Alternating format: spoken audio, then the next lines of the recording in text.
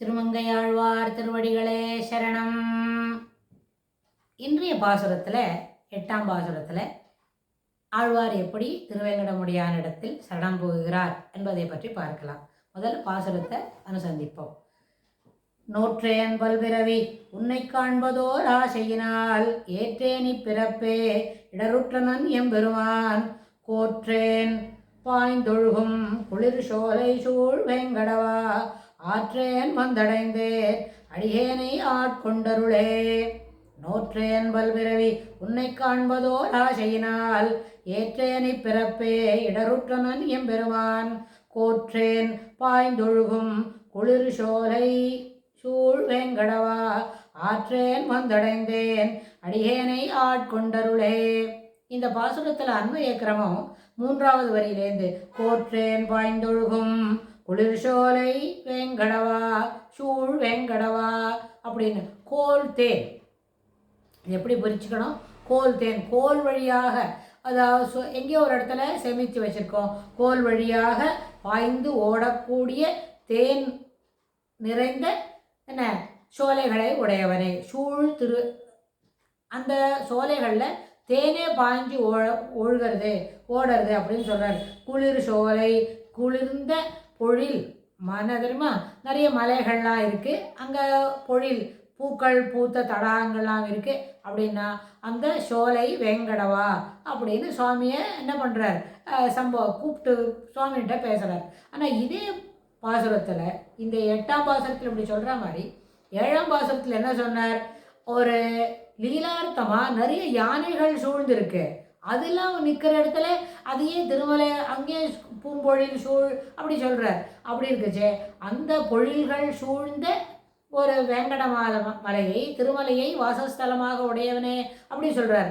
இந்த 10 பாசுரத்தில் நம்ம நிறைய ஒரு உன்னிப்பாக கவனிச்சமான எல்லா இடத்தையும் திருமலையே வாசஸ்தலமான உடையவன் எப்படி இருக்கான்னா, அங்கே பொழில் சூழ் இருக்குது, அங்கே நிறைய வண்டு எல்லாம் இருக்குது, மேகங்கள்லாம் திரண்டு தலைமையில் ரெடியாக காத்துருக்கு மழை பெய்யறதுக்கு அப்படின்னு சொல்கிற மாதிரி அவரோட கற்பனை ரொம்ப சிறப்பாக இருக்குதுன்னு நாம் நினைக்கலாம் தமிழ் படுத்தி சிறப்பு சொல்லும் பொழுது. ஆனால் உண்மையில் ஆழ்வார் நிஜமாவே அங்கே அப்படி ஒரு என்ன இயற்கை எழில் பூத்த அந்த நிலைமைக்கு நடுவில் சுவாமி இருக்கார் அப்படின்னு சொல்கிறார். ஆற்றேன் நோற்றேன். இதில் அடுத்தது கோல் தேன் பாய்ந்தொழுகும் குளிர் சோலை சூழ் வேங்கடவா சொன்னார். அடுத்தது ஆற்றேன் வந்தடைந்தேன். அடுத்தது ஆற்றேன் என்று சொன்னால் என்னால் ஆற்றாமையை தாங்க முடியல. இந்த அடுத்தடுத்தடுத்து மாறி மாறி வர பல் பிறவைகளை தொடர்ந்து வந்துட்டே இருக்கிறதுனால இதுவே ஒரு பெரிய ஆற்றாமையாக இருக்குது. இதுலேருந்து எப்படி நான் மீண்டு வருதுன்னு எனக்கு தெரியல, ரொம்ப விசனமாக இருக்கு. ஆற்றேன் வந்தடைந்தேன், அதனால் உன்னை சேவிக்க வேண்டும், உன்னிடத்தில் கைங்கரியம் கொள்ள உனக்கு என்ன கைங்கரியம் அடியேனிடத்தில் சுவாமி தேவரீர் கைங்கரியம் கொள்ள வேண்டும் என்று பிரார்த்திப்பதற்காக இவ்வளோ தூரம் வந்திருக்கேன் அப்படின்னு ஆழ்வார் சொல்கிறார். அதுக்கப்புறம் என்ன சொல்கிறார், நோற்றேன் பல் விரவி இப்படியெல்லாம் ஆற்றேன் வந்தடைந்தேன்னு சொன்ன பிறகு முன்னாடி என்ன சொல்கிறார், நோற்றேன் பல் விரவி உன்னை காண்பதோர் ஆசையினால் பெருமாளை சேவிக்கணும், பெருமாளுக்கு கைங்கரியம் பண்ணணும். இந்த ஜீவனுக்கு என்ன சொரூப ரூபம் அனுரூபம் என்னது, பகவத் கைங்கரியம். அந்த பகவத் கைங்கரியத்தை கிடைக்கணும்னு சொல்லி நிறைய பிறவிகளை எடுத்துவிட்டேன். நோற்றேன் பல் பிறவி மாறி மாறி நிறைய பிறவிகள் வந்துட்டே இருக்கு. அதில் உடம்பு பயம் வேற வருது. ஏன்னு சொன்னால் அந்த விஷனம் வருத்தம் இருக்கு இல்லையா, அந்த வருத்தத்துலேருந்து எப்படி மேலே வருதுன்னே தெரியல. அதனால் என்ன இருக்கு, பல பல பிறவிகள் மாறி மாறி வந்துட்டே இருக்கு. அதில் என்ன செய்கிறேன், இப்படியெல்லாம் எனக்கு சிரமம் வந்துடுத்து. பெருமாளுக்கு கைங்கரியம் பண்ணணும். இந்த ஜீவனுக்கு உகப்பான விஷயம் என்ன, பெருமாளையே அவனுக்கு அடிமை செய்ய வேண்டும். அதற்கு தான் நம்ம இந்த பிறவியை எடுத்திருக்கிறோம். அப்படின்னு சொன்னால் அது நம்மளுக்கு கிடைக்காது போடுறது. எப்படி இப்படி நோற்றேன் பல்பிறவி உன்னை காண்பதோர் ஆசையினால் உனக்கு கைங்கரியம் பண்ணணும்னு நினைக்கிறேன், ஆனால் உன்னோட திருவடி வாரத்துக்கு வரவே முடியாத போகிறதே அப்படின்னு யோசிச்சார். ஆனால் பெருமாள் இன்னொன்று கேட்குறார், நீ என்ன உனக்கு பிறப்பே ஆற்றாமையாக இருக்குது, அதுவே போயின்னு இருக்கிற, இப்போ துடில்னு என்ன கைங்கரியம், அது என்ன சொரூபம், அது என்ன கேட்டுன்னு இருக்க நீ, அது என்ன கைங்கரியம் அனுரூபம் குணம் எதெல்லாம் சொல்கிற நீ அப்படின்னு. இந்த பாசுரத்தில் ஆழ்வார் பாசுர பாடத்திலேயே பெருமாள் தன்னிட ஏதோ ஒரு எதிர கேள்வி கேட்குற மாதிரியும் அந்த கேள்விக்கு தான் பதில் சொல்கிறதுக்காக தான் அடுத்த வரி பாடுற மாதிரியும் கூட இதில் நம்ம பெரியவாள்லாம் அதுக்கு பொருள் சொல்கிற பழக்கம் உண்டு.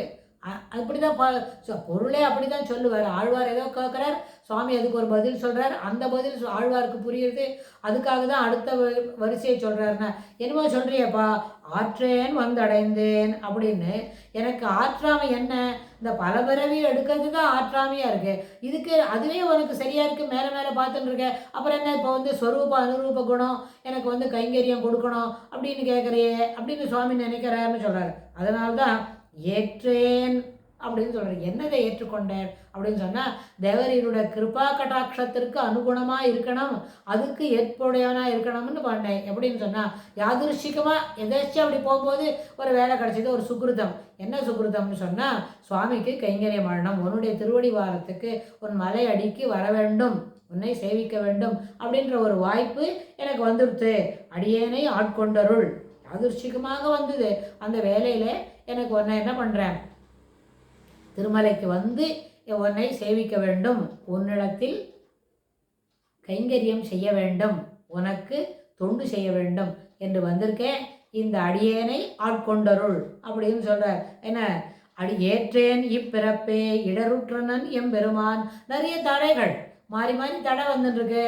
என்ன ஆற்றாமை இருக்குது? பிறப்பே ஆற்றாமையாக இருக்குது. நிறைய இடர் குழுக்க வருது. என்ன சுவாமியை சேவிக்கிறதுக்கு, சுவாமி கிட்ட கைங்கரியம் பண்ணுறதுக்கு நிறைய இடர்பாடுகள் நடுவில் வந்துட்டே இருக்குது, தடைகள் வந்துருக்கு. இந்த தடையெல்லாம் தாண்டி இதெல்லாம் மீறி ஏற்றேன் உனக்கு கைங்கரியம் செய்ய வேண்டும் என்கின்றதை ஏற்றுக்கொண்டு கடந்து இடர்களை கடந்து வந்திருக்கிறேன், அடியேனே ஆட்கொண்டருள் அப்படின்னு மனமும் சுவாமி திருவேங்கடமுடியானிடம் பிரார்த்திக்கிறார்.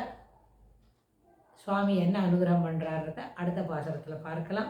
ஆழ்வார் திருவடிகளே சரணம்.